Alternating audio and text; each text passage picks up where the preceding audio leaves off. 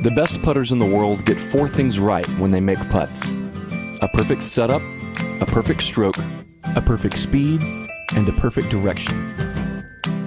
Seymour's patented and proven rifle scope technology putting system helps golfers improve all 4 areas. Here's how. First, get in a comfortable posture. Square the face to the target line using the putter's alignment line.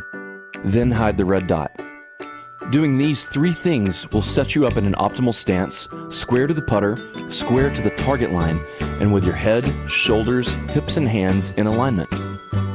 Now you're locked onto the target, like radar, free to putt with confidence the same way every time. Take your game to the next level by becoming a great putter with a Seymour.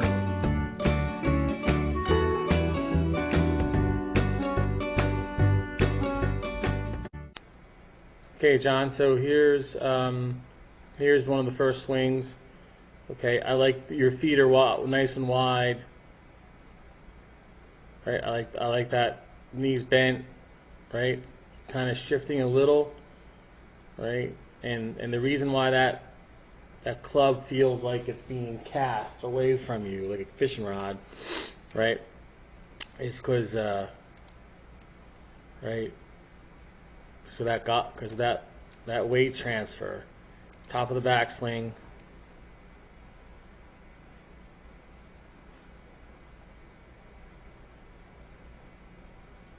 just doesn't move until you get to right about there. Then it gets right. I want you to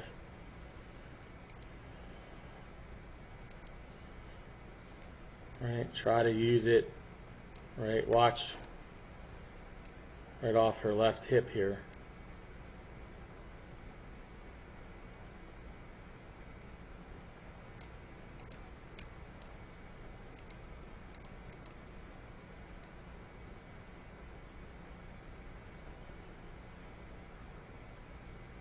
So when she moves that hip and turns she moves that hip to the front and turns the hip, she's able to hold that angle longer, because her hips are moving.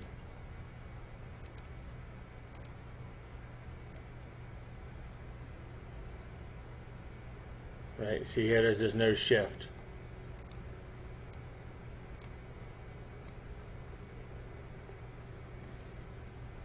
That's kind of when you call about getting stuck. You just kind of get stuck on that black foot and flip the hands through. All right, so if you can, I think this is one of the easier drills.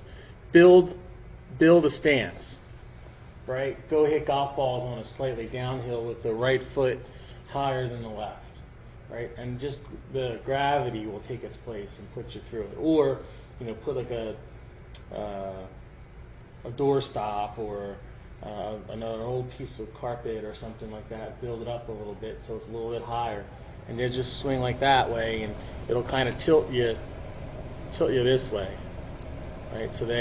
So you'll be more prone to, when you're up to the top, almost like you have a sense of that you're diving into it, like your shoulders are going to lean you. That's not really what you want to do, but it'll get you off that back foot.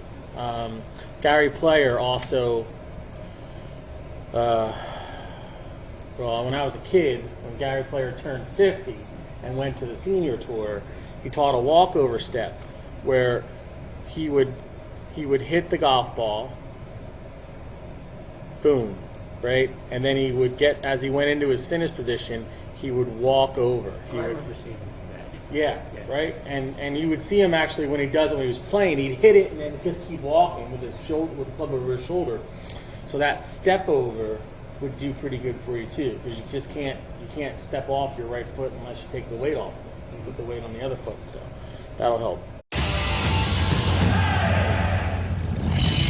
Rory McIlroy is only 5'9", 161 pounds.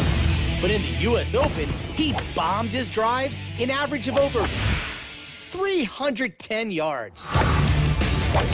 Our question is, how does a golfer Rory's size get so much length off the tee?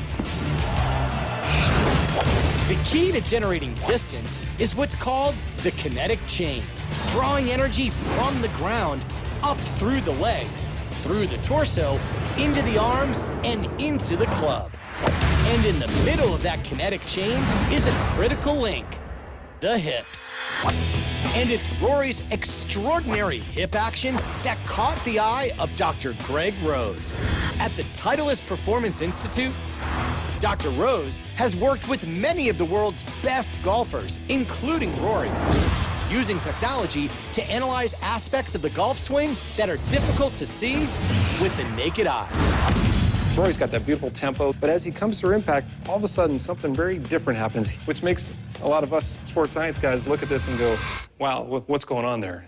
If we look at hip speed, most amateurs are around 300 to 350 degrees per second. That's how fast they're rotating.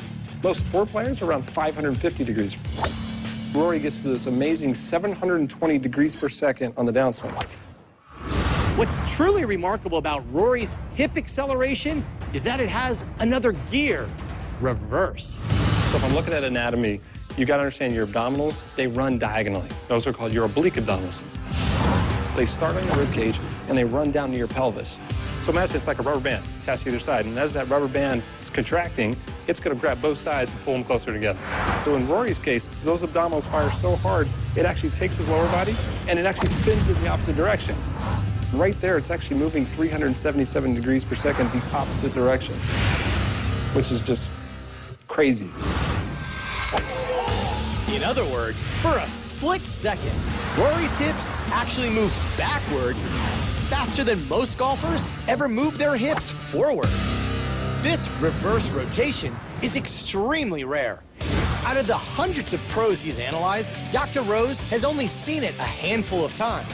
And while it isn't the key to Rory's length, it's an amazing indicator of the intense torque Rory uses to generate ball speeds of over 175 miles per hour, among the fastest in the world. Of course, Rory McIlroy didn't win the U.S. Open just by being long off the tee. His ball striking helped him set the Open record, hitting an amazing 62 out of 72 greens in regulation. For ESPN Sports Science, I'm John Brinkus.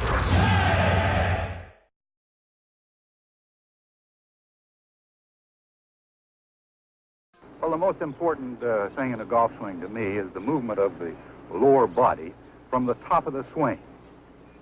And if you don't mind, I'll demonstrate. First off, you start down below with your knees and your hips.